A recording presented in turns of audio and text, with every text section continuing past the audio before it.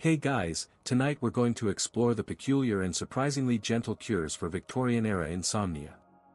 Imagine the night, not as you know it, with the hum of a refrigerator or the distant glow of a street lamp, but a deep, inky blackness, a silence so profound it has weight. You are lying awake in the 1880s, and the very concept of a good night's sleep feels like a distant country you've been exiled from. You've tried counting sheep, but you suspect they've unionized and are demanding better working conditions. Honestly, given the damp chill and the complete lack of modern medicine, you probably wouldn't survive the night anyway from a common cold, let alone chronic sleeplessness. So, before you get comfortable, take a moment to like the video and subscribe, but only if you genuinely enjoy what I do here. It's always nice to know who's out there listening in the quiet hours. Go ahead and drop your location and what time it is for you in the comments below. Now, dim the lights, maybe turn on a fan for that soft background hum, and let's ease into tonight's journey together. The first thing you notice is the sound. Or rather, the layered tapestry of near silence. The loudest thing in your world is the grandfather clock in the downstairs hall. Its pendulum swings with a heavy, judicial authority, a deep thunk-tock that seems to be measuring out the minutes of your failure to sleep. Each tick is a tiny gavel striking down your hopes for rest. Thunk, you're still awake. Tock, and you'll likely be awake for the next one, too. It's been doing this for 3 hours. You know because you've heard every single one of its quarterly chimes, a mournful little tune that only amplifies the emptiness of the house. You shift your weight on the mattress, and a universe of sound erupts. The bed ropes beneath your feather-stuffed mattress creak in protest, a sound like a distant, weary ship groaning at its moorings. The sheets, made of a heavy, unforgiving linen, feel slightly damp to the touch. Not wet, just imbued with the persistent, subterranean chill of a house that never quite gets warm, even in June. There's no central heating, of course. The fireplaces in the downstairs drawing room and your own bedroom have long since died down to a bed of sullen, sleeping embers, offering no comfort now. All they contribute is a faint, acrid scent of coal smoke that hangs in the air, a signature perfume of the London night. Your eyes are wide open, staring into a darkness that is almost absolute. The heavy velvet curtains are drawn tight across the window, blocking out the meager light from the gas lamp on the street corner. That lamp is a marvel of modern living, a fact you appreciate in the daytime. But at night, it's a temperamental creature. It hisses. A faint, constant sound, a tiny gas leak that is either a harmless quirk or a slow, silent invitation to oblivion. You try not to think about that. The light it casts is weak, managing only to paint a faint, ghostly outline around the edges of the curtains, doing nothing to illuminate the oppressive darkness of the room itself. This intense quiet is a new phenomenon for cities like London. For centuries, the night was filled with the cries of watchmen and the rumble of early morning carts.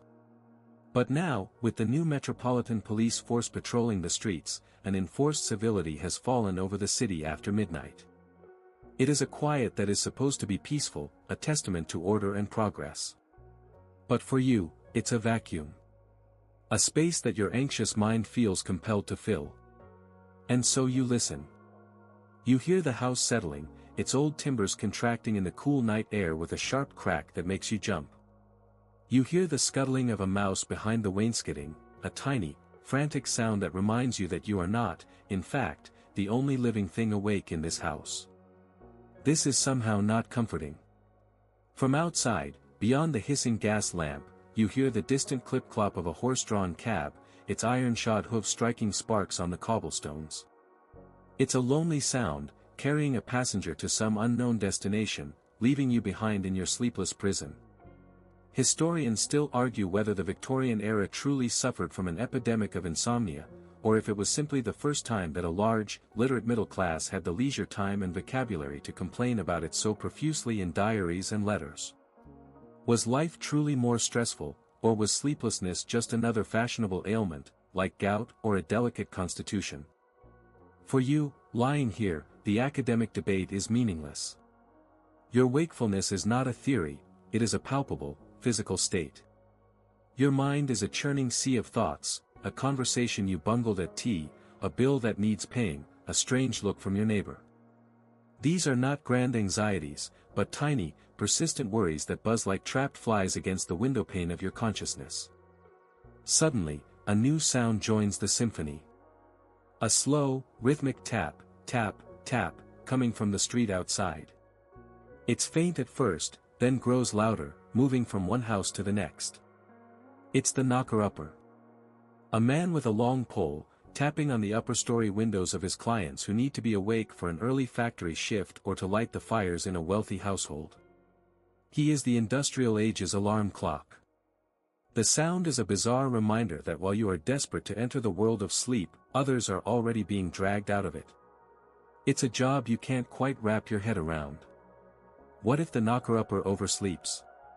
Who, then, knocks him up? It's a paradox too complex for 3 in the morning.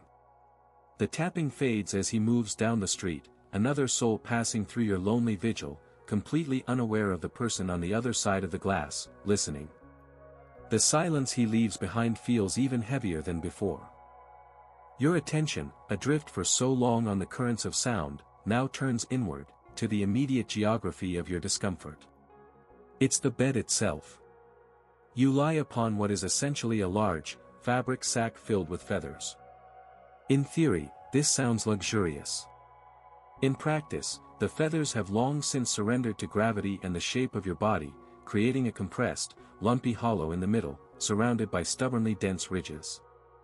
Every attempt to find a new, comfortable spot is a miniature expedition into uncharted territory, a struggle against a landscape that refuses to cooperate. Beneath this, the rope lattice that holds the whole affair up has sagged. You can feel it. It's a subtle, hammock-like dip that ensures you are always rolling, ever so slowly, back toward the center. You remember your father tightening these ropes with a large, comical-looking bed key, and the old saying, "Sleep tight," suddenly makes a very practical, very annoying kind of sense. Then there are the blankets. The sheer weight of them is astonishing. There's a linen undersheet, 2 or 3 heavy wool blankets, and topping it all off, a thick, decorative quilt whose primary function seems to be aesthetic judgment. It's a mountain of fabric designed to trap heat, yet you still feel a persistent chill. The weight is oppressive, a gentle but constant pressure that feels less like a comforting embrace and more like you're being slowly laminated. You try to kick a leg out for some cool air and are met with an immediate, shocking cold that sends a shiver through your entire frame.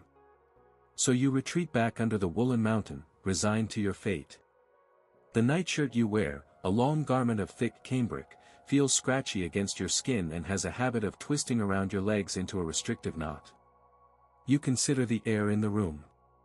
It is, for lack of a better word, used. Before settling in for the night, you followed accepted wisdom and sealed the room as tightly as possible. The window is latched shut, with a thick cloth sausage, a draft excluder, pushed firmly against the bottom of the door. This is all done to combat the great enemy of nighttime health, the miasma. It's a mainstream historical fact that Victorians held a deep and profound fear of night air. They believed that the foul smells from the street, from decaying matter and poor sanitation, carried disease. This invisible, malevolent fog, they thought, could creep into your home and infect you as you slept. So you've trapped yourself in here, breathing the same recycled air for hours, slowly depleting the oxygen and building up the carbon dioxide. You're essentially trying to fall asleep inside a Tupperware container, a decision that feels less wise with every passing moment. The only fresh air is the aforementioned draft from the door, a thin, icy sliver of wind that seems to aim directly for the back of your neck. Your gaze drifts around the darkened room, your eyes now accustomed enough to the gloom to make out shapes. And the shapes are, a lot. The room is crowded with dark, heavy furniture. A colossal mahogany wardrobe stands against one wall like a silent, brooding sentinel. A dressing table is cluttered with porcelain trinkets, hairbrushes, and glass pots. A washstand holds a large ceramic basin and a pitcher of icy water, the thought of which makes you shiver again. Everything has its place, yet the collective effect is one of claustrophobia.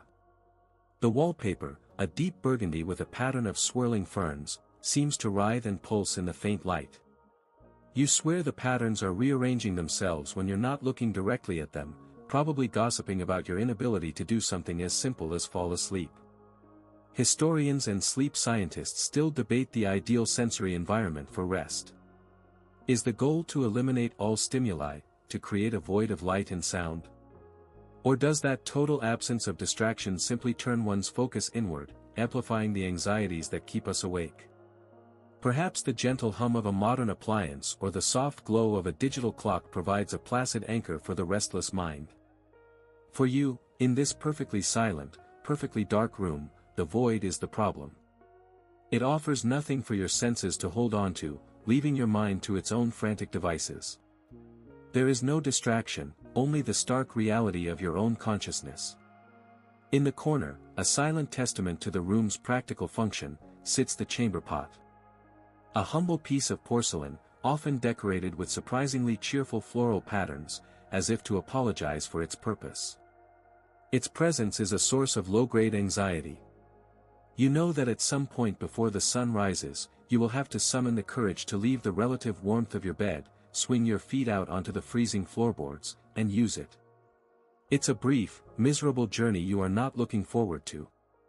The thought alone makes the bed, with all its lumps and its oppressive blankets, seem marginally more appealing. A tiny win, you suppose. You even try to rearrange the pillows. There are at least 4 of them, stuffed with more feathers, ranging in density from yielding to petrified. You punch one, you fold another, you try stacking 2. Nothing works. It's as if they were designed by a committee that had heard of comfort but had never personally experienced it. One pillow is too high, cricking your neck. Another is too soft, offering no support at all. It's a frustrating, pointless exercise, and after a few moments of struggle, you flop back down, defeated by inanimate objects. It is in this state of quiet surrender, pinned down by wool, surrounded by judgmental furniture, and breathing stale air, that you begin to wonder if the problem isn't the room at all. Perhaps the trouble lies within. Lying there, defeated by your own bedroom, your mind begins to drift, to search for another culprit. If the room is merely an accomplice, then what is the primary source of this wakeful misery? Your focus shifts from the external world of creaking floorboards and hissing gas lamps to the internal, churning world of your own body. Specifically, your stomach. It feels full. Not pleasantly satisfied, but weighted down, as if you've swallowed a small, dense paving stone. And with a sinking feeling, you begin to mentally retrace the menu of your evening meal. It had seemed like a perfectly reasonable dinner at the time. A respectable, middle-class supper. There was a joint of mutton, roasted to a deep brown, its skin glistening with fat. You can almost taste it now, that rich, slightly woolly flavor that is the backbone of British cuisine. Alongside it, a heap of potatoes, boiled and then likely fried in leftover dripping, each one a small, greasy sponge. And of course, everything was anointed with a thick, dark gravy made from the pan juices and a heavy dose of flour. It was the kind of meal that sticks to your ribs, as the saying goes. Tonight, it feels like it's actively bonded with your internal organs. To wash it all down, you had a tankard of porter. A dark, heavy ale, with a malty, almost sweet flavor and a bitter finish. It was considered a nourishing, strengthening drink, far safer than the often unreliable water. But it's also a dense, caloric liquid that your stomach is now having to process with all the enthusiasm of a clerk given extra paperwork on a Friday afternoon. Your stomach is putting in a night shift, and it isn't getting paid for it. The grandfather clock downstairs chimes another quarter hour, its metallic clang now harmonizing with a low, gurgling rumble from your own midsection. You and the house are speaking the same language of discontent. And then there was the pudding. A magnificent, steamed suet pudding, studded with currants, that had arrived at the table wreathed in steam. It had the comforting appearance of a small, edible cannonball and, you now realize, roughly the same density. Smothered in a sweet custard sauce, it was the crowning achievement of the meal.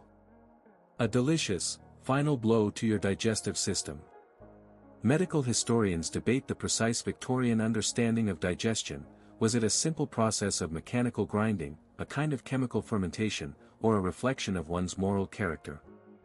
The prevailing wisdom seemed to be a mix of all three, with indigestion often seen as a sign of gluttony or a weak constitution. Right now, you feel you could be a case study for all of the above. This diet is a cornerstone of your life, a fact of the industrial age. The burgeoning middle class, of which you are a proud member, finally has reliable access to meats, fats, and sugars that were once the sole province of the aristocracy. Your diet is a sign of your success.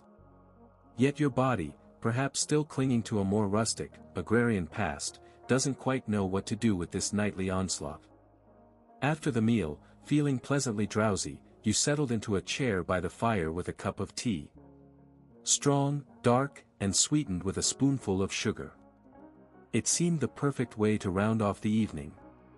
Only now, hours later, do you recognize the folly of consuming a hot cup of caffeine right before intending to sleep. It was like carefully putting a fire to bed and then tossing a lit match onto the eiderdown. You recall a dinner from last week, where the main course was pheasant, hung for a good long while to develop its flavor.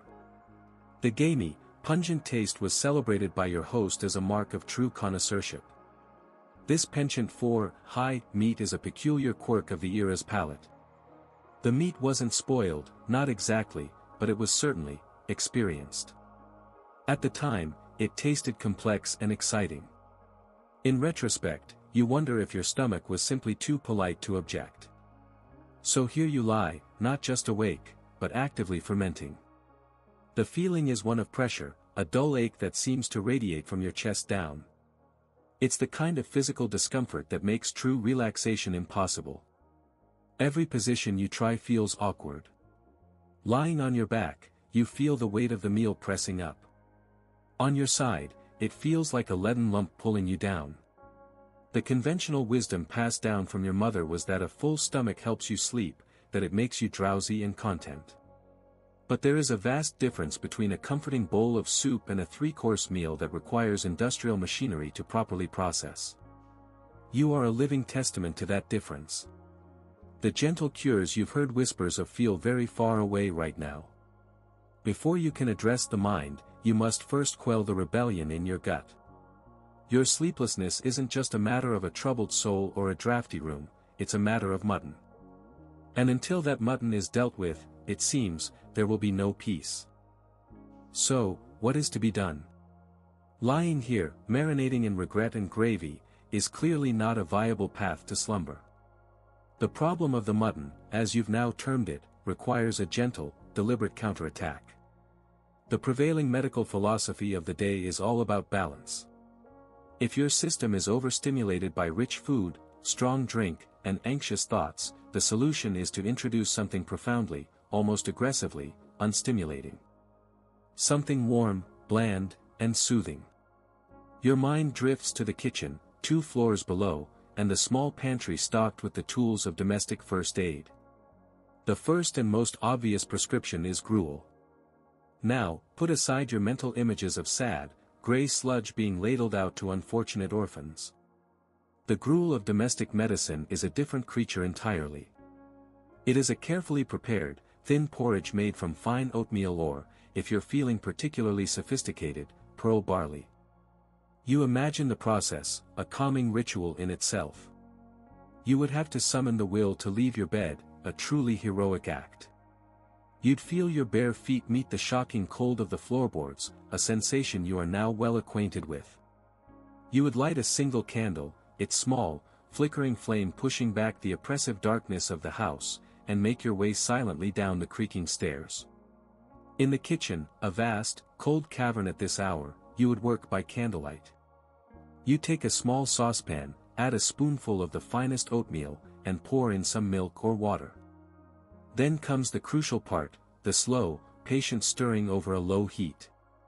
The scrape of the wooden spoon against the bottom of the pan would be the only sound, a gentle, rhythmic counterpoint to the tyrannical ticking of the clock. You would watch as the mixture slowly thickens, releasing a faint, wholesome scent of cooked grain. It is the opposite of exciting. The process is designed to be monotonous, to lull your mind into a state of placid boredom while creating a substance that will calm the raging seas of your stomach. You might even have a tin of something like Robinson's patent barley, a modern convenience that saves you the trouble of lengthy boiling.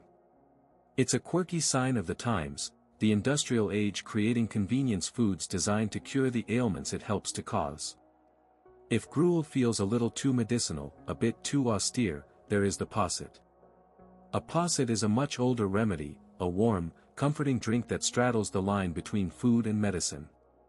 To make it, you'd warm a cup of milk, almost to boiling. Then, you would curdle it by adding a splash of sherry or sack, a type of white wine. The milk solid separate from the watery whey, and the whole concoction is sweetened with a little sugar and spiced with a pinch of nutmeg or cinnamon. It sounds a little strange to a modern palate, perhaps, but the result is a warm, sweet, and deeply comforting brew. It's the closest you can get to a nightcap that a doctor would actually approve of, a gentle indulgence designed to signal to your body that all is well.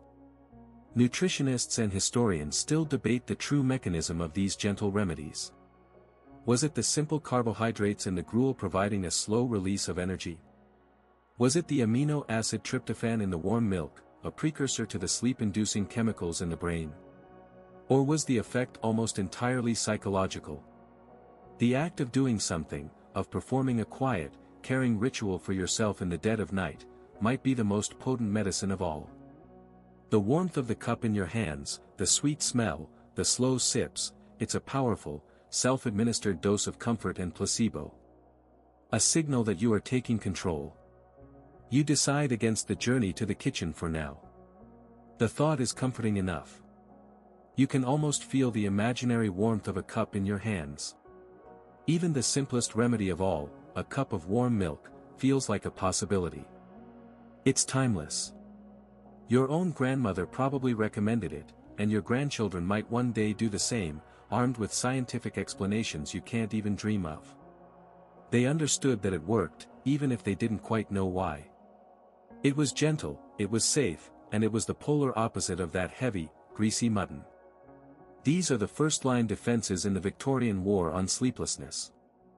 They are logical, gentle, and based on a theory of soothing the body's internal state. There is no danger here, no risk.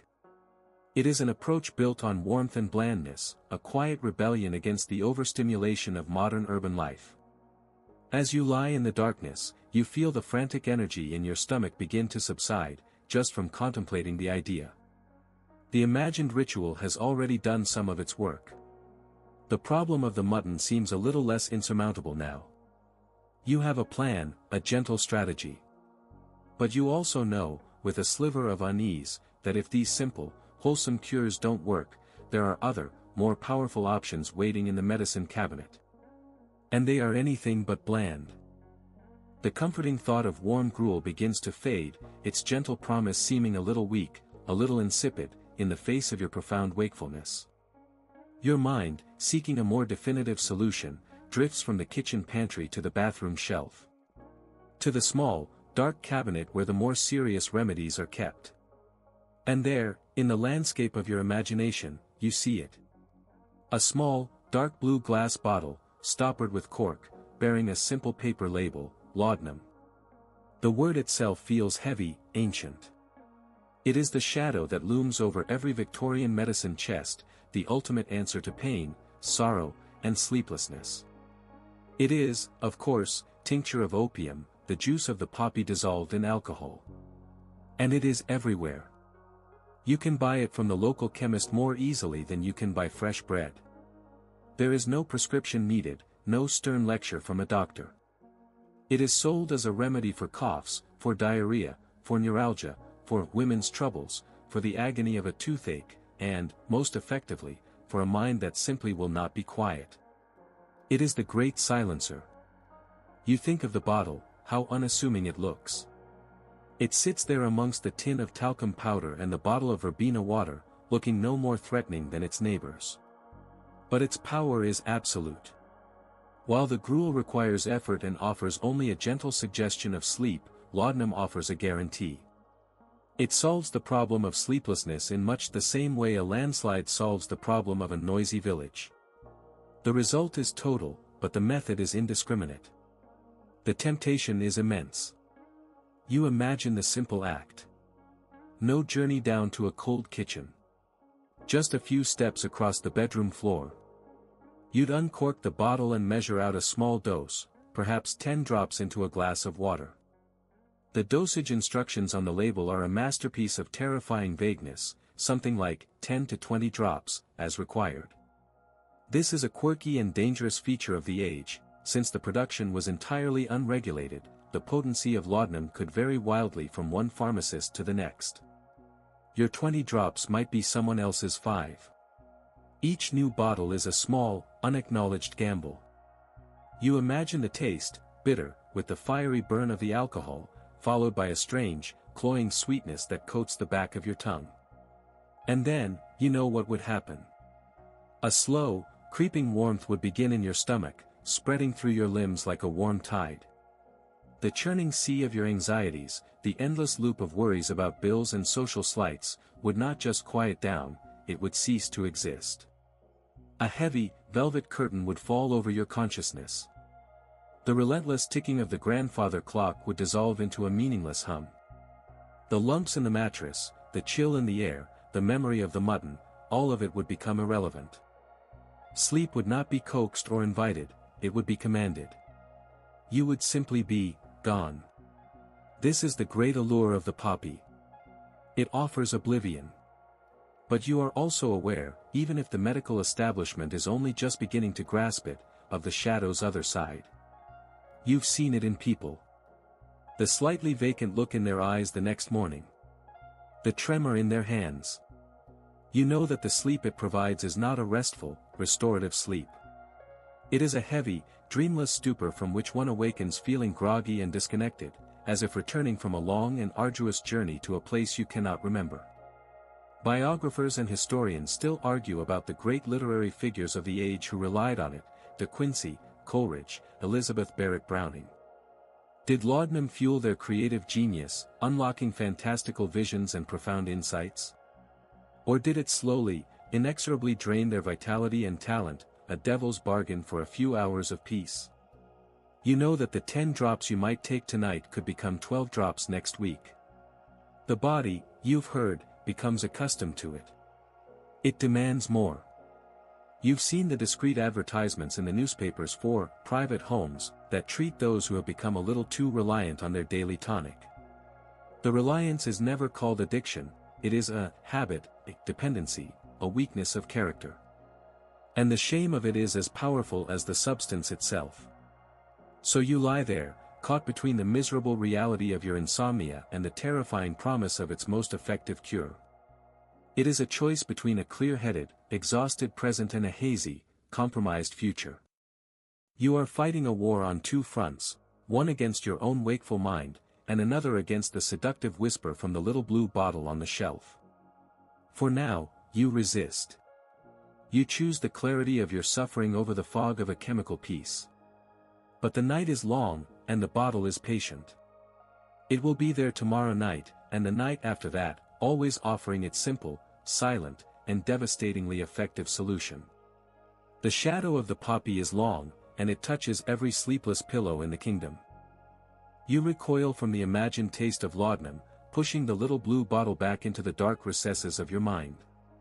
The path of chemical oblivion is not one you wish to tread tonight. Your mind, scrambling for a wholesome, vigorous alternative, latches onto a new and highly fashionable idea, one being discussed in magazines and preached by zealous converts. It is a philosophy built on purity, energy, and a great deal of shivering, the cold water cure. This is not the gentle, internal warmth of gruel. This is its polar opposite. Hydrotherapy, as the doctors of this movement call it, is a radical approach. The theory, imported from the continent and championed by charismatic figures, is that your sleeplessness, your anxieties, your indigestion, all of it stems from a sluggish, vital force and a buildup of toxins in your system.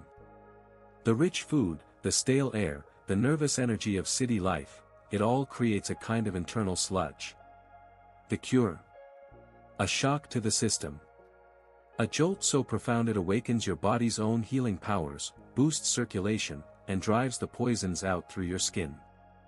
And the agent of this miracle is simple, abundant, and very, very cold water. You imagine visiting one of the grand, hydropathic establishments that are springing up in picturesque country locations like Malvern. These are part hotel, part hospital, part spa, where people like yourself go for weeks to be cured. Your mind, however, focuses on the treatments themselves, which you could, in theory, attempt at home. The most famous of these is the wet sheet pack. It sounds less like a cure and more like a bizarre form of corporal punishment for laundry. You would be instructed to stand, shivering, while an attendant dips a long linen sheet into a bucket of icy water. They'd wring it out so it doesn't drip, and then, with terrifying efficiency, wrap you in it. Tightly. Your arms would be pinned to your sides, your legs bound together. You would be a human cigar, wrapped in cold, clammy linen. The initial shock would be breathtaking, a gasp-inducing, full-body flinch that would drive every thought from your head except for the single, overwhelming reality of the cold. Then, you'd be hustled over to the bed and covered in a mountain of dry, heavy wool blankets, tucked in so tightly you can barely move. And then you wait. The first stage is misery. A deep, penetrating cold that makes your teeth chatter. But the theory is that your body, in its desperation to fight this thermal assault, will generate a tremendous amount of heat. Your vital force, awakened at last, will rage against the cold. Slowly, ever so slowly, the shivering would subside and a warmth would begin to build from your core. The wet sheet would begin to steam. After an hour or so, you would be in a state of profuse perspiration, sweating out all the accumulated toxins of your urban life, along with the lingering ghost of last night's mutton. It is, in essence, an artificially induced fever. Modern physiologists and medical historians still debate the therapeutic claims of this process. Was it the dramatic swing from vasoconstriction to vasodilation that genuinely stimulated the circulatory system? Or was the real cure simply the enforced rest, the strict diet, the fresh country air, and the break from daily stress that came with a stay at a hydro? For many, including famous figures like Charles Darwin who sought the cure for his own chronic ailments, the belief in its power was profound. If being wrapped like a chilled mummy doesn't appeal, there are other, more localized options. You could be prescribed a sitz bath. This involves sitting in a small, shallow tub filled with a few inches of cold water, for 10 to 15 minutes. The logic here was that the intense cold on your lower body would draw the blood away from your overexcited, sleepless brain, calming your thoughts. You try to imagine anything less calming than sitting in a basin of icy water in your already chilly bedroom in the middle of the night. It would certainly distract you, but whether that distraction would gently lead to sleep is another question entirely. It would, at the very least, make you appreciate the relative comfort of your lumpy, dry bed as you've never appreciated it before. Compared to these extreme measures, the simplest part of the cure seems wonderfully benign: drinking water.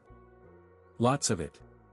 Proponents of hydrotherapy advocated for drinking glass after glass of cold, pure water throughout the day, to cleanse the system from the inside out. It's advice so sensible it has survived to this day.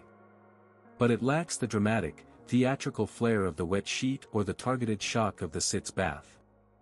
As you lie there, you weigh this philosophy against the others. The gentle, coddling warmth of the posset. The heavy, numbing oblivion of the poppy. And now this, a violent, invigorating shock. An approach that does not seek to soothe the nerves, but to command them. It is a philosophy of endurance, of trial by ordeal. And while the thought of it is, frankly, awful, there's a small part of you that is intrigued. It is an active, powerful response. It is a way of fighting back, not giving in. You would not be a passive victim of insomnia, you would be a warrior, armed with a bucket of cold water and a linen sheet, ready to shock your body back into a state of natural balance. The thought of that icy, claustrophobic wet sheet is enough to make you burrow deeper under your mountain of wool blankets. No. A cure that feels like a punishment is not a cure at all. Your mind, in its restless search for a solution, abandons the extremes. It retreats from the numbing oblivion of the poppy and the violent shock of the cold water. It seeks a middle path, a therapy of moderation and rhythm. And it finds it in the simple, medically sanctioned concept of gentle motion. The theory behind it is quite sound. A doctor might explain that your modern, middle-class life is a source of imbalance. You spend your days sitting, reading, writing letters, doing needlework, or overseeing the household from a chair. Your brain is tired, fizzing with activity and worry, but your body is stagnant. It holds a reservoir of unused energy that, come nightfall, transforms into a restless, twitching agitation. Vigorous exercise, like a fast run or a competitive sport, is considered far too stimulating for the evening hours. It would only excite the nerves further. The goal, therefore, is not exhaustion, but a state of gentle fatigue. The primary prescription for achieving this state is the evening constitutional. A measured, deliberate stroll, taken after supper but before bed. You imagine yourself undertaking this ritual. You would dress again, not in your finest clothes, but in a sturdy walking skirt and jacket, a sensible hat pinned firmly in place. You would step out of the front door, leaving the silent, stuffy house behind, and into the cool, gaslit evening. The air itself feels different out here, thinner, fresher, tinged with the scent of damp earth from the small square of park down the street. This is not a brisk, heart-pounding walk. You are instructed to maintain a slow, even pace, your footsteps a soft, rhythmic crunch on the pavement. You are to breathe deeply and regularly, filling your lungs with the night air that, just hours ago in your bedroom, you considered a toxic miasma. Out here, in controlled doses, it is apparently medicine. Your gaze is meant to be placid, your thoughts calm. This is the Victorian equivalent of a walking meditation, a chance to process the day's events and let them go. You would nod politely to a neighbor returning from his club, watch a cat dart across the street, and observe the warm, inviting glow from the windows of other homes, imagining the peaceful, sleeping families within. It feels less like exercise and more like acting in your own quiet, slightly melancholic play. Of course, for a lady of your standing, a solitary walk after dark might be considered unseemly or even unsafe. And on nights when the rain is lashing against the windows, it's simply impractical. For these situations, the doctors have prescribed a range of indoor calisthenics. The very word sounds dreary. These are not the energetic gymnastics of a modern gymnasium, they are a series of slow, repetitive, and deeply unexciting movements. You picture yourself standing in the drawing room, performing slow arm circles, first forwards, then backwards. Gentle knee bends. Methodical rotations of the wrists and ankles. Their primary effect, you suspect, is not to tire the muscles, but to bore the mind into a state of submission. To add a little variety, you might use your dumbbells. These are not the heavy, brutish things of today, but smaller, more elegant objects of polished wood or black-painted iron, shaped to fit delicately in your hand. You would swing them in slow, graceful arcs, feeling the slight pull in your shoulders and back. It is movement for health, not for strength. Exercise physiologists and historians debate the Victorian fear of overstimulation, a concept we still grapple with today. Was their cautious approach to evening exercise wise, or did they miss the sleep-promoting benefits that a more vigorous workout can sometimes provide? In the corner of the drawing room, you might even have one of the era's quirky fitness contraptions, a parlor gymnasium.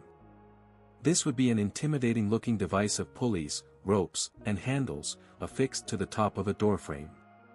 It promised a full-body workout without leaving the home, and was marketed heavily towards women as a way to maintain a healthy, graceful figure.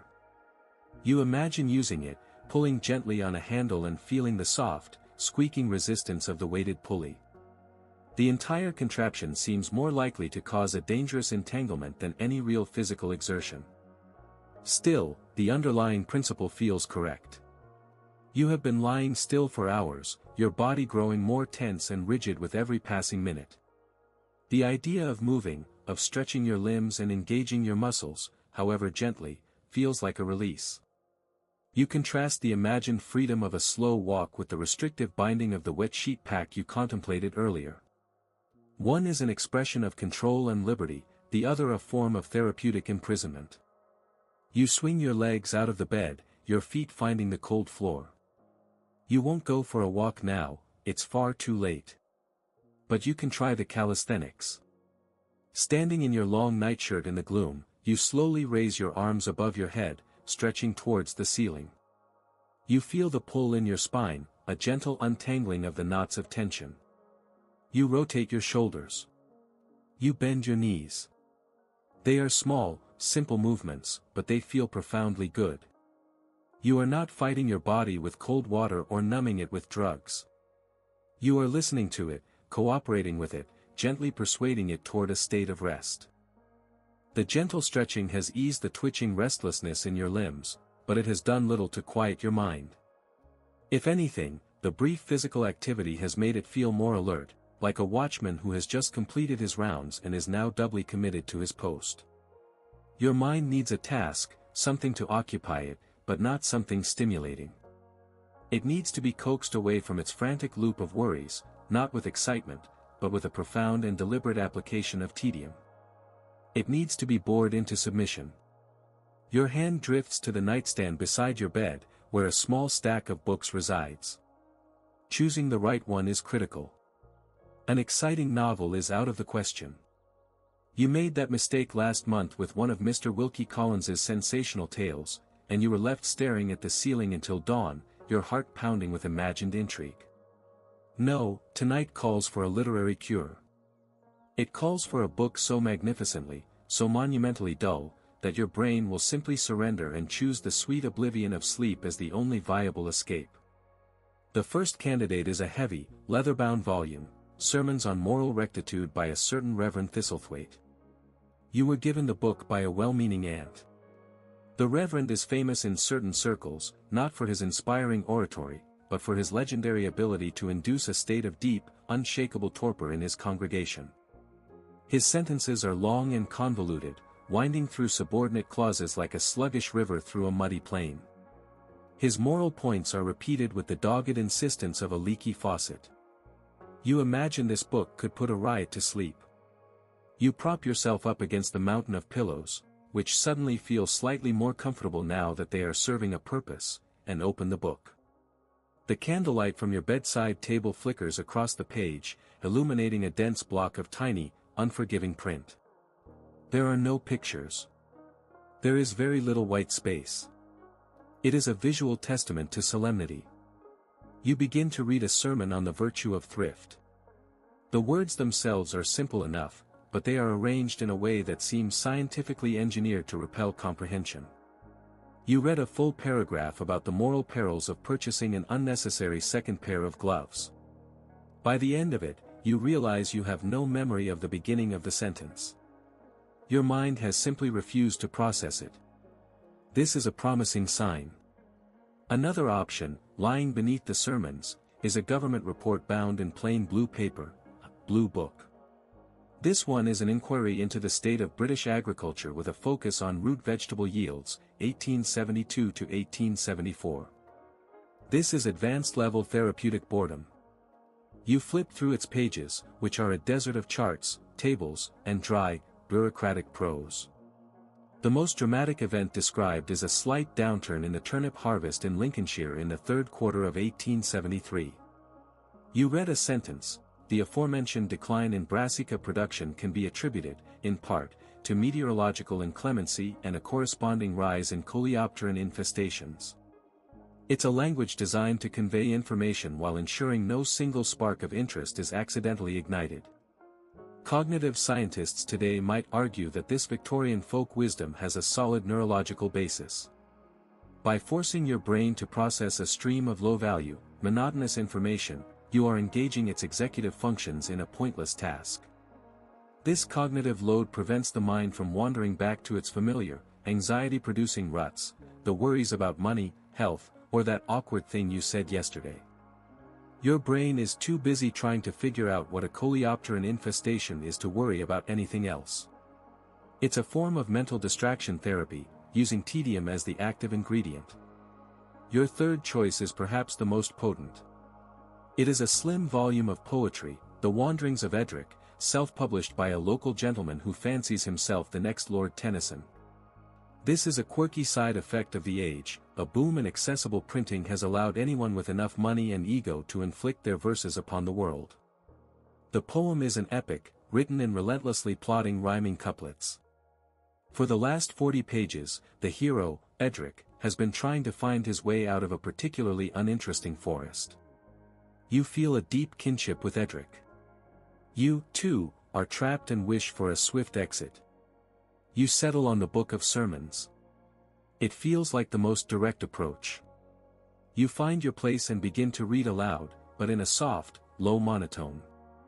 The sound of your own voice, droning on about the spiritual dangers of frivolous expenditure, is deeply hypnotic. You feel your eyelids growing heavy. The book itself, resting on your chest, feels like a warm, weighty anchor. A yawn escapes you, wide and profound. You lose your place, find it again, and continue. The words begin to blur.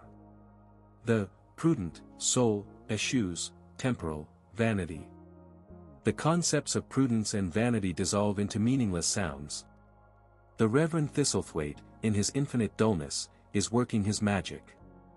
The book slips from your fingers, falling with a soft thud onto the quilt. Your head sinks back into the pillows, your mind no longer fighting, but finally, blessedly, blank. The Reverend's dull prose has worked its magic. Your mind, battered into submission by sheer tedium, has gone blissfully, beautifully blank. Your breathing is deep and even, your body heavy and relaxed. You are drifting, untethered, on the very edge of sleep's quiet ocean. But just as you feel yourself about to slip beneath the waves, a thought, sharp and unwelcome as a shard of glass, pierces the calm. It's a small worry, something about a letter you forgot to post, but it is enough. The spell is broken. The worry about the letter connects to another, larger anxiety about a social engagement next week, which in turn sparks a concern about your household finances.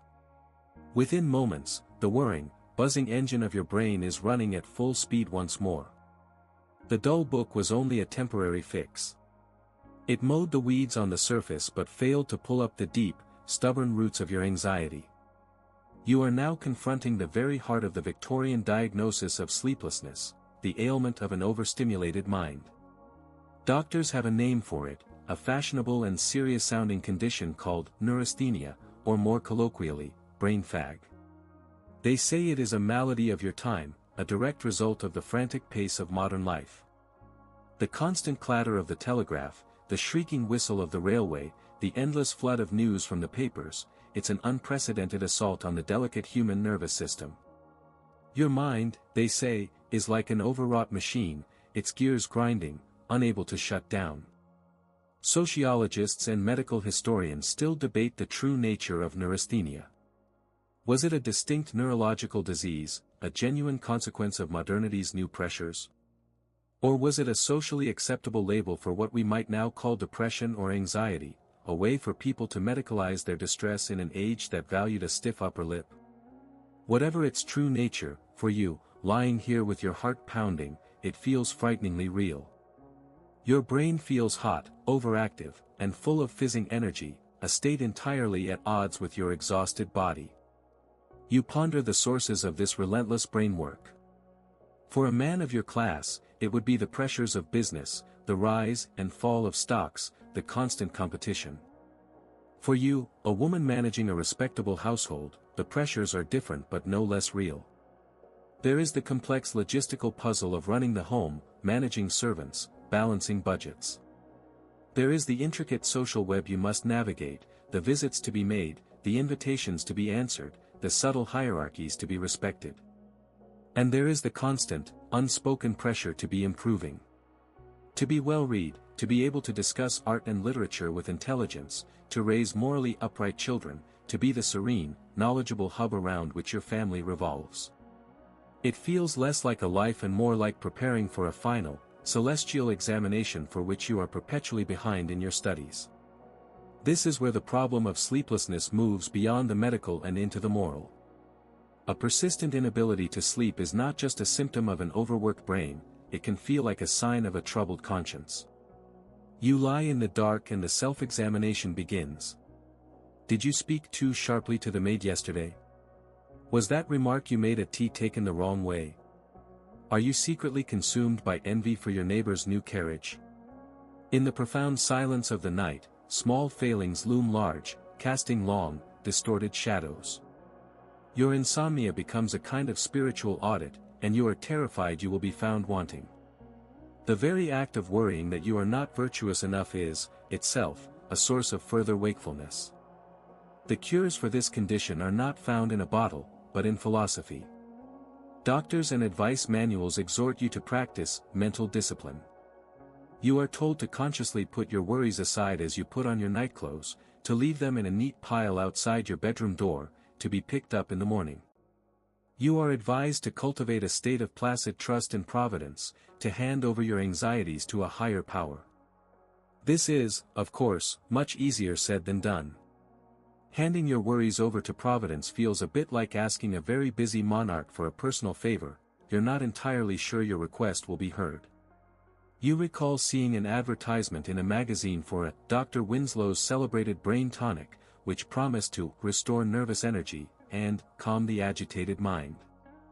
These tonics were everywhere, a quirky and often dangerous offshoot of the brain fag diagnosis. They were usually little more than alcohol and caffeine, sometimes laced with strychnine or cocaine, creating a vicious cycle of stimulation and collapse. They promised a quick fix for a problem that was deeply embedded in the culture itself. You know, instinctively, that a tonic cannot solve a crisis of the soul. And so, you try the prescribed mental exercises. You take a deep breath and, upon exhaling, you try to visualize your anxieties leaving your body like a puff of smoke. You attempt to focus on a single, calming image, a still lake, a quiet field, a blank wall. But it's no use. The anxious thoughts are too persistent. They are not just random noise, they are part of who you are, the engine of your respectable, responsible life.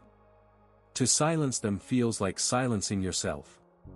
The great Victorian paradox is that the very qualities that make you a successful, conscientious person during the day are the same ones that transform into tormentors at night. Your attempts at mental discipline have failed. Visualizing a calm lake is impossible when your mind insists on adding a sea monster and a brewing tempest. If philosophy, diet, and gentle motion have all proven inadequate, perhaps the answer lies not in these organic, internal solutions. Perhaps you need something more modern. Something scientific. Your mind, weary of its own failings, turns to the promise of the machine, to the exciting and mysterious new forces that are reshaping your world, magnetism and electricity. You recall the back pages of the ladies' magazines, tucked away behind the fashion plates and household advice. There, a whole new marketplace of hope thrives, one that offers salvation through invention. This is the great Victorian promise, that there is no problem, not even one as ancient and intimate as sleeplessness, that cannot be solved with a clever bit of engineering, a patent, and a persuasive advertisement. If your own mind and body are failing you, then it is time to call in an external force. You first consider the power of the magnet. It is a mysterious and potent force, and entrepreneurs have been quick to harness its perceived medical benefits. You picture one of the most popular of these devices, a magnetic corset. It looks much like your regular daytime corset, a formidable construction of whalebone and cotton, but this one has small magnets sewn into the fabric at strategic points. The theory, as you understand it from the advertisements, is that the magnetic field will interact with the iron in your blood, improving circulation. More importantly, it will realign your body's own natural electrical currents, which have been thrown into disarray by modern life, thereby soothing your frayed nerves. You imagine trying to sleep in such a thing. The familiar, restrictive pressure of the corset would be there, but with this added, invisible hum of power. You wonder if its primary magnetic effect might be an inconvenient attraction to the metal springs of your bed frame, leaving you stuck to the mattress until morning. A deeply unappealing thought. Still, the promise of a calm and regularized nervous system is a potent one. If a full corset seems too much, there are other, smaller magnetic devices. Belts, insoles for your slippers, even garters, all imbued with this same mysterious, curative force. The power of science, worn discreetly beneath your nightclothes. Even more exciting, and more modern, is the application of electricity. Not the raw, terrifying power of a lightning bolt, but a gentle, tamed, galvanic current. You've seen the advertisements for the electric bed. You imagine your own bed, but with its metal frame subtly wired to a battery pack hidden underneath. It would deliver a continuous, very low-voltage current through your body as you sleep. The advertisements claim it provides a gentle, soothing electric stream that revitalizes the nerves and promotes deep, natural rest. The idea is both thrilling and slightly terrifying. You have a vision of a malfunction causing the bed to spark and hum, leaving you gently toasted by morning. Physicists and medical historians continue to debate the power of these devices. The magnetic fields were, in reality, far too weak to have any physiological effect, as were the tiny currents of the electric beds. Yet, did they work? The placebo effect, powered by a profound public faith in science and progress, can be a mighty thing. If you truly believe that a magnetic field is calming your nerves, perhaps it will. Your thoughts drift to a smaller, less alarming device, the electric hairbrush. A beautiful object of polished wood and fine bristles, but with a piece of magnetized iron or a small battery inside its handle. The act of brushing your hair before bed, 100 strokes as you've always been told, would now be a medical treatment, stimulating the scalp and sending calming electrical impulses directly to your overheated brain. This connects directly to the idea of brain fag you were pondering earlier. If your brain is hot and overworked, perhaps a device to cool and calm it is precisely what you need. This leads you to another, purely mechanical invention, the ventilating pillow. You imagine a pillow constructed not of feathers, but of woven horsehair or containing a series of internal channels and vents. The design allows air to circulate freely, keeping your head cool throughout the night. It is a direct, practical response to the problem of a hot brain, an attempt to physically lower its temperature and thus its activity. Compared to the invisible forces of magnetism, it seems wonderfully, brilliantly simple. These contraptions, from the plausible to the absurd, show a culture desperate for solutions and deeply enthralled to the power of invention. You even recall reading about a fantastical device, the hygienic automaton bedstead, which featured a built-in, self-emptying chamber pot. The existence of such a patent, however impractical, reveals the boundless optimism of the age. No problem is too great, or too small, for a technological solution. As you lie there, the appeal is undeniable. After a night spent wrestling with your own stubborn mind, the idea of surrendering the fight to a machine, a gadget, a simple, scientific pillow, is the most comforting thought you've had all night. The glimmer of technological hope fades. A magnetic corset cannot mend a frayed soul, and an electric bed seems a high price to pay for a sleep you might not even wake up from. You realize, with a sinking feeling, that these gadgets are just tinkering at the edges of a much deeper problem. A desperate case, the doctors would say, requires a radical intervention. Not a new device, but a new world. And so, your mind turns to the ultimate prescription, the last resort for the sleepless neurasthenic, a change of air. The diagnosis is simple: London is the disease. The city itself, with its perpetual grey blanket of smog, its relentless noise, its frantic commercial pace, and its crowded, anxious populace, is the source of your affliction. To heal the patient, you must first remove them from the poison. You imagine the conversation with your doctor, his grave pronouncement that you must go to the seaside for a month, perhaps two. It is not presented as a holiday, but as a serious medical treatment. A necessary exile. You picture the upheaval. The packing of trunks, the tearful goodbyes, the long, rattling train journey out of the smoke-stained heart of the city and into the green countryside. Your destination is a place like Bournemouth or Brighton. You are not going for the summer crowds and the lively pier shows. You are going for the cure. You imagine arriving at a tall, stern-looking boarding house, or perhaps a purpose-built sanatorium, facing the sea. Its large windows stare out at the grey expanse of the English Channel like a row of vacant eyes. This will be your hospital, and your medicine will be the environment itself. The first thing you notice is the air. You step out of the carriage and take a deep breath. Instead of the familiar, metallic tang of coal smoke and horse manure, the air is sharp, bracing, and wet. It smells of salt, of seaweed, of damp sand. It is so clean, so pure, it almost hurts your lungs. The sound is a revelation. The chaotic clatter of the city is replaced by a vast, rhythmic, and deeply monotonous shushing, the sound of the waves endlessly rolling onto the shingle beach. It is a sound so immense and so constant that it seems to absorb all other noises, including the frantic buzzing inside your own head. Your new life here is one of absolute, unwavering routine. There is no room for anxious deviation.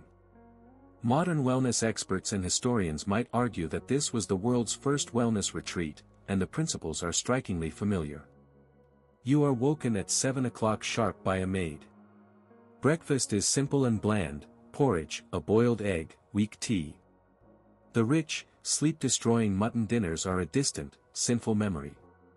The diet here is so plain it makes the medicinal gruel you once contemplated look like a decadent feast. After breakfast comes the most important part of the treatment, the constitutional. You and the other pale-faced convalescents walk, slowly and deliberately, along the seafront promenade. You are instructed to breathe deeply, to fill your lungs with the invigorating, ozone-rich sea air. You walk for exactly 1 hour, your gaze fixed on the horizon.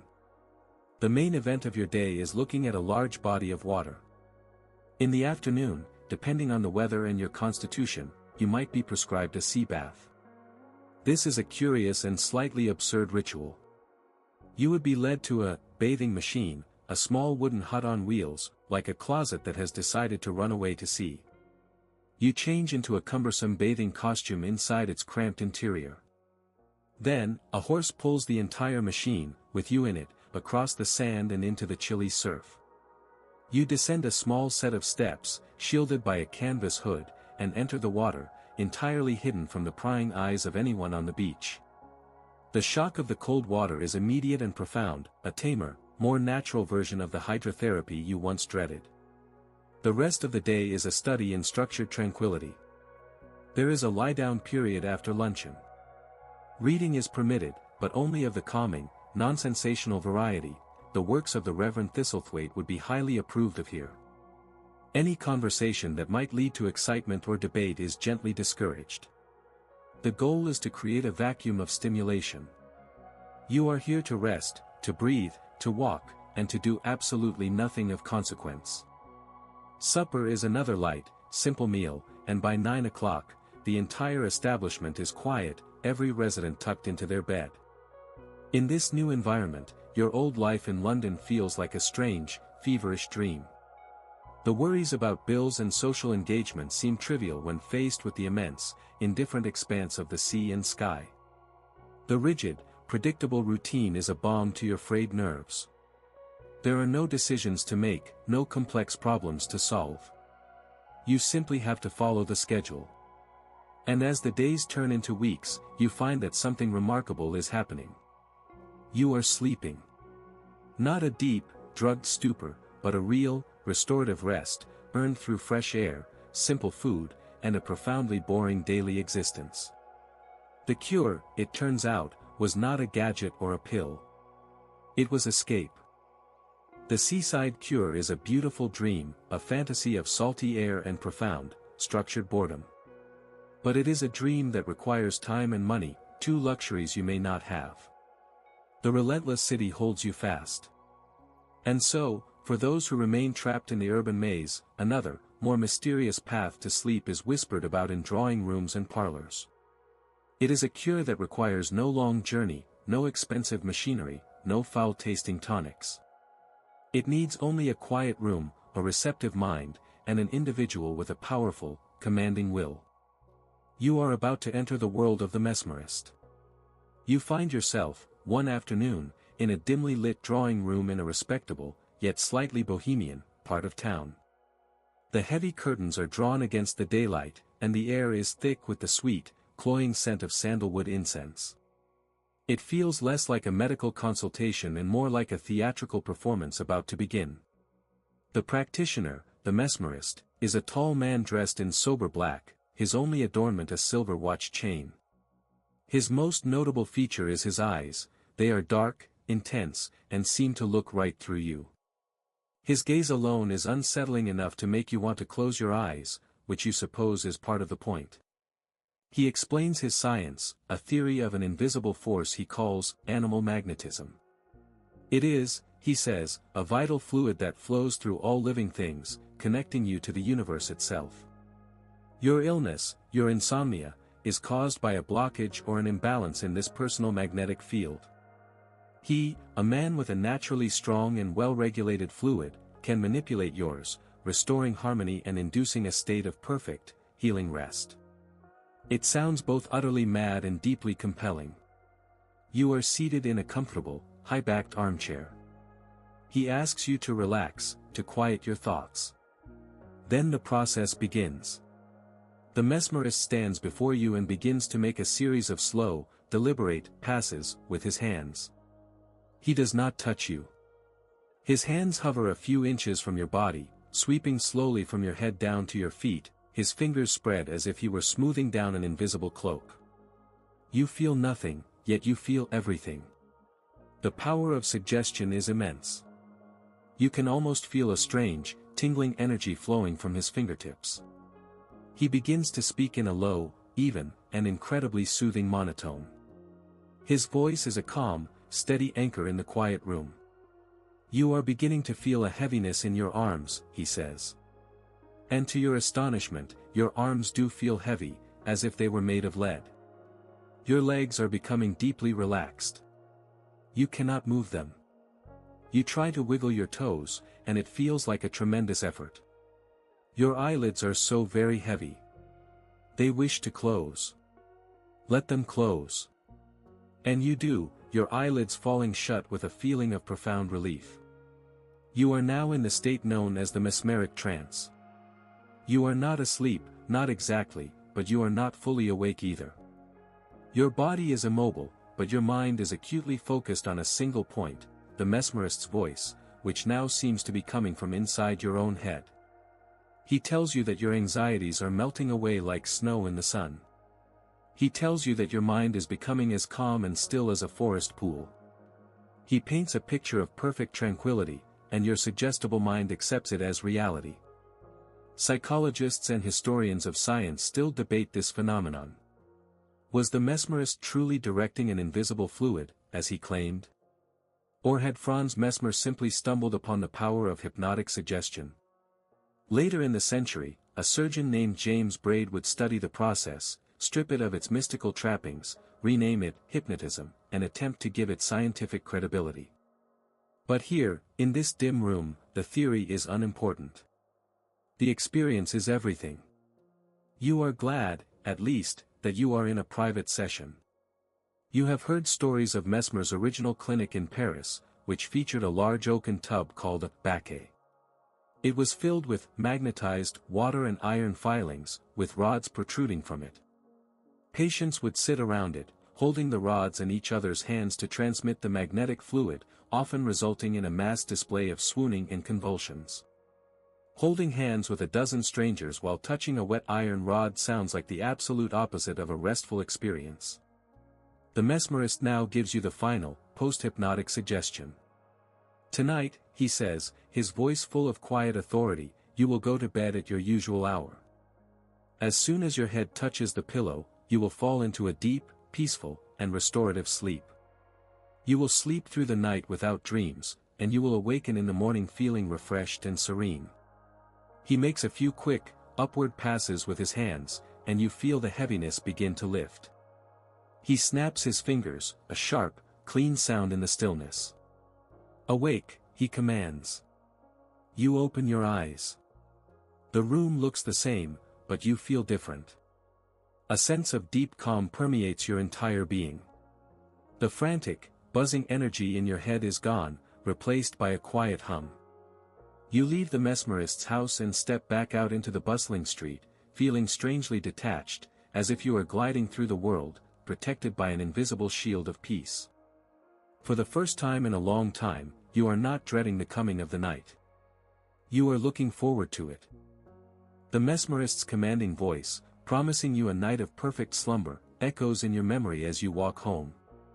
The profound calm he instilled in you feels real, a tangible shield against the city's clatter.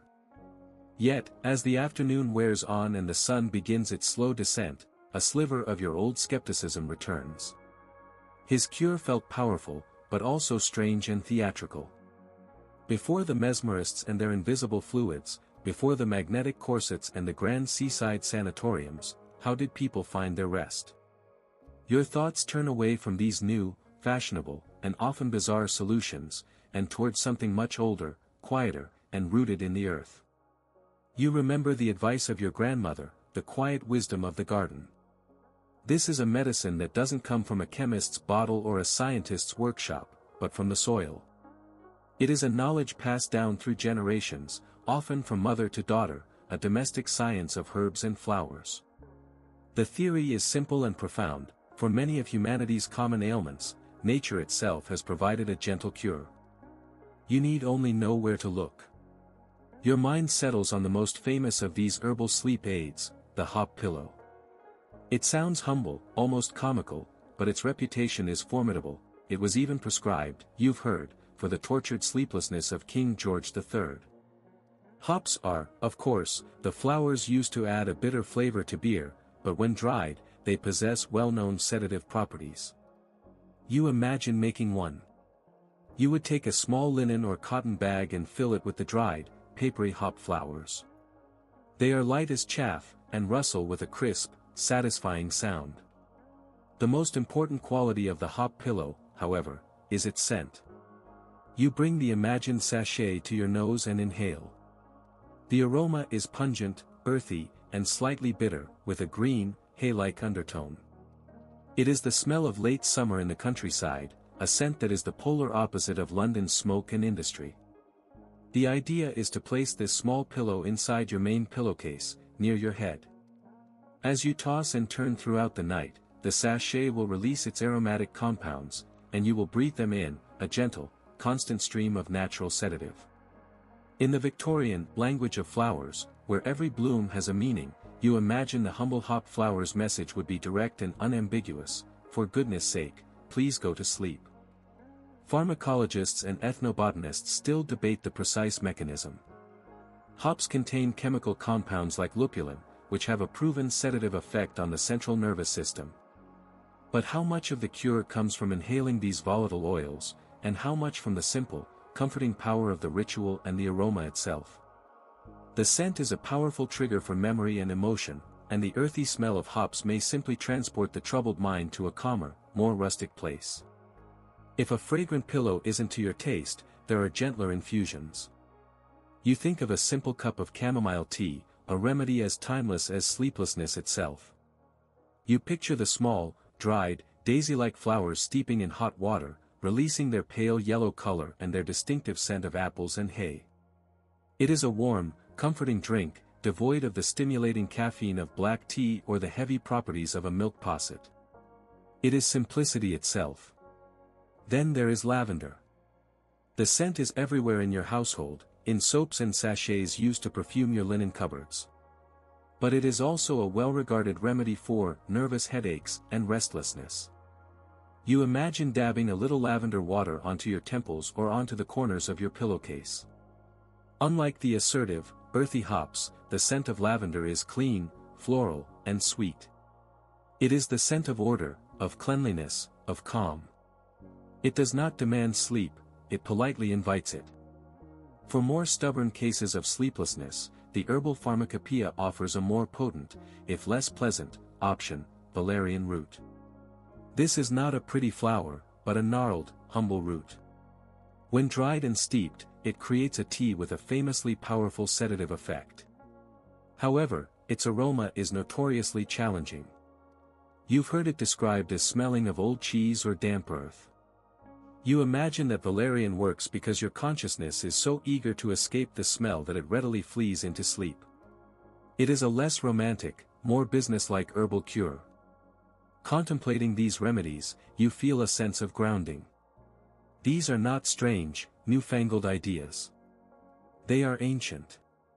They connect you to a long chain of ancestors who also lay awake at night and look to the fields and forests for their answers. Using a hop pillow is a quiet act of rebellion against the modern world. It is choosing the wisdom of the hedgerow over the promise of the factory, the scent of a flower over the sterile certainty of a chemical. As the evening deepens, the mesmerist's dramatic promises begin to feel a little hollow.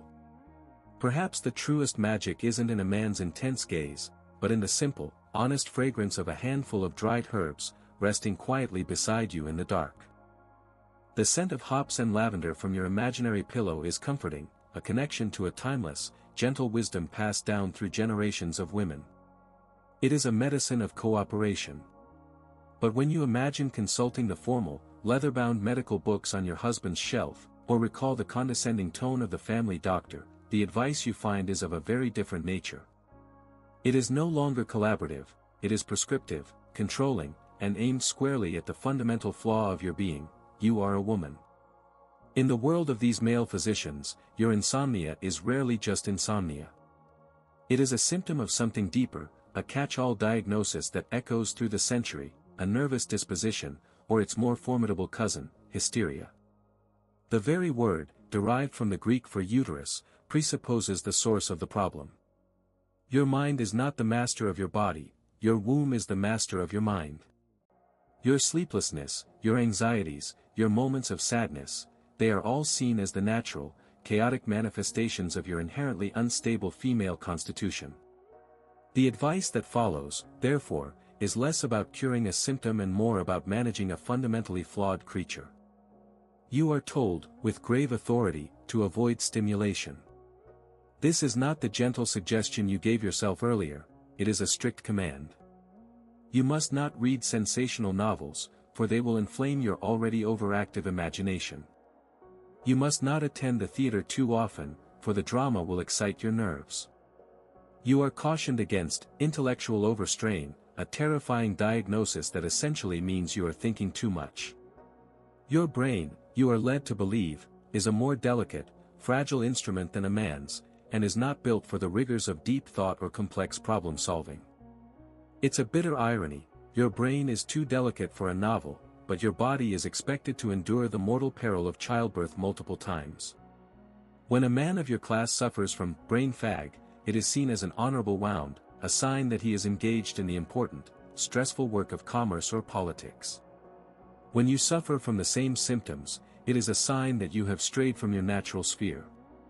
A common prescription for your sleeplessness, then, is a renewed and vigorous focus on your domestic duties.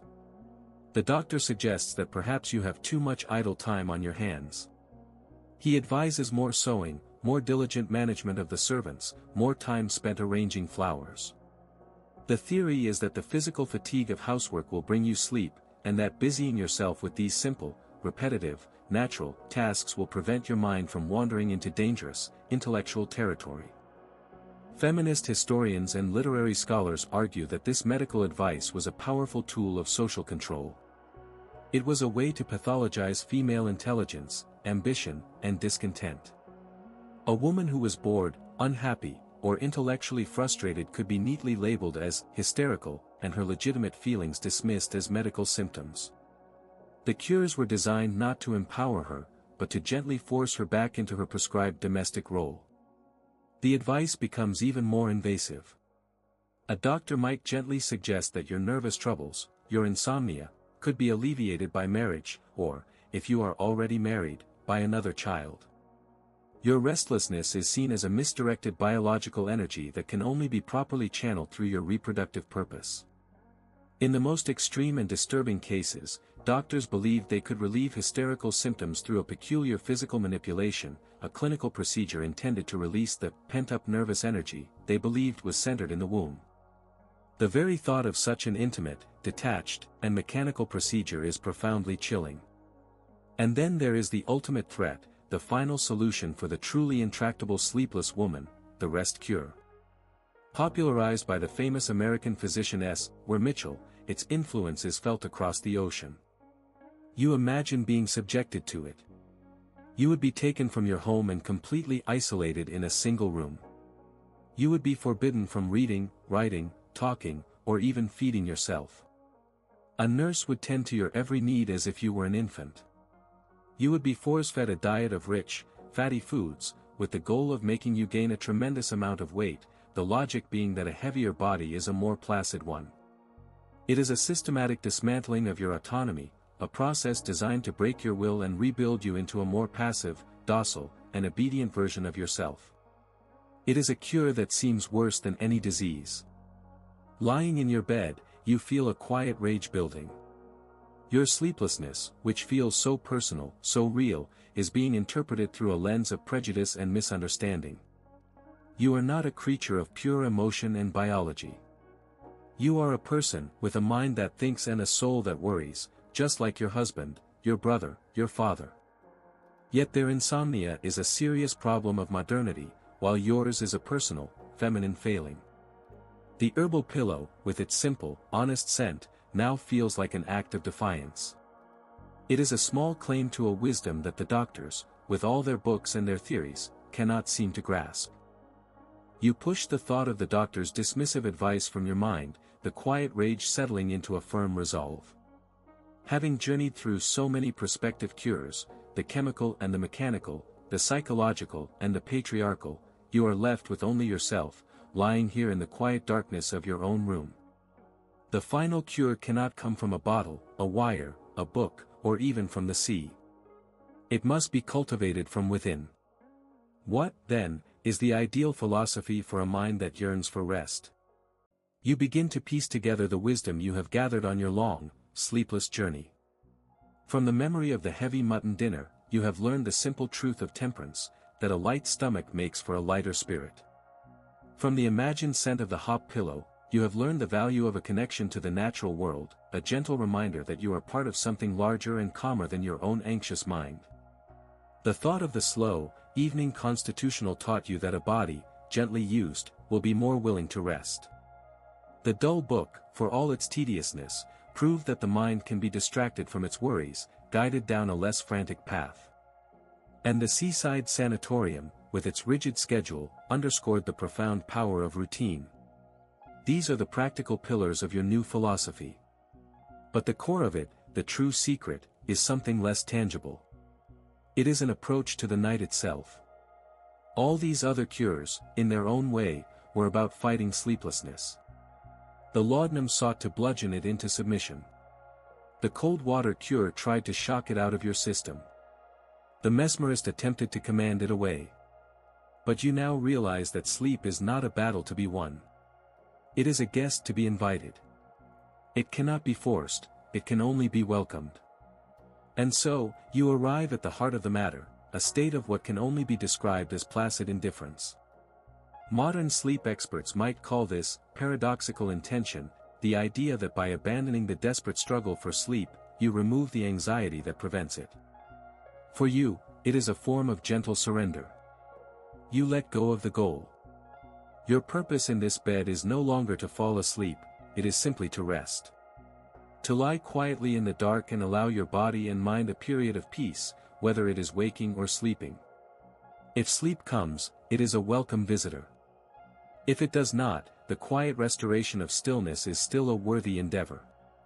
This idea is the bedrock of the Victorian ideal of a well-ordered life. You've read the essays by moral philosophers who argue that a good night's sleep is not an isolated event, but the natural reward for a day lived with purpose, moderation, and a clear conscience. You briefly worry about the concept of a family constitution, the idea that you may have inherited a tendency toward weak nerves. But you dismiss it. You are not a prisoner of your lineage. You are the architect of your own character, and thus, your own rest. So you put this new philosophy into practice. You consciously release the tension in your jaw, your shoulders, your hands. You focus on your breathing, not to control it, but simply to observe it, a slow and steady rhythm like a gentle tide. You are not trying to empty your mind, an impossible task. Instead, you let thoughts drift by like clouds in the sky, acknowledging them without engaging them. A worry about tomorrow's schedule appears, you see it, and you let it float away. The memory of an unkind word spoken years ago drifts in, you watch it go. You are a passive observer of your own consciousness, no longer its frantic participant. You are cultivating a quiet conscience. You accept that you are not perfect, that you made small mistakes today and will make more tomorrow. But you also accept that you have done your best. You have been kind where you could be, you have worked diligently, and you have earned this period of repose. There are no great moral failings to keep you awake, no dark secrets to wrestle with. There is only the quiet hum of a life being lived with sincere, if imperfect, effort. And in that acceptance, you find a profound peace. The fierce desire for sleep has been replaced by a calm contentment with rest. The striving is over. And in that quiet moment of surrender, when you have finally, truly stopped trying, the gentle guest arrives. You do not notice the exact moment of its coming. There is no grand transition, no sudden shift. There is only the slow, soft blurring of the edges of your thoughts, the final, welcome heaviness of your limbs, and the gentle, silent folding of the world into a deep and dreamless peace. The long night is over. You are asleep. The final remnants of your waking thoughts dissolve now, like sugar in warm milk.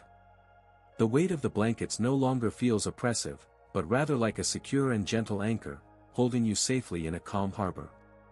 The darkness behind your eyes is no longer a void to be feared, but a soft, velvet curtain that has fallen on the day, signaling the end of the performance. Every quiet, rhythmic breath you take pulls you deeper, further down into the still, quiet waters of true slumber. There are no more cures to consider, no more anxieties to parse, no more memories to sift through. All of that has been left on a distant shore, and you are now drifting peacefully in a deep, silent current, carried toward the restorative shores of morning. The house around you continues its own sleepy existence, the old wood groaning softly, the grandfather clock ticking on, but you do not hear it. You are far beyond its reach now, in a place of perfect, effortless tranquility. Let the gentle tide carry you. There is nothing more to do. There is only rest.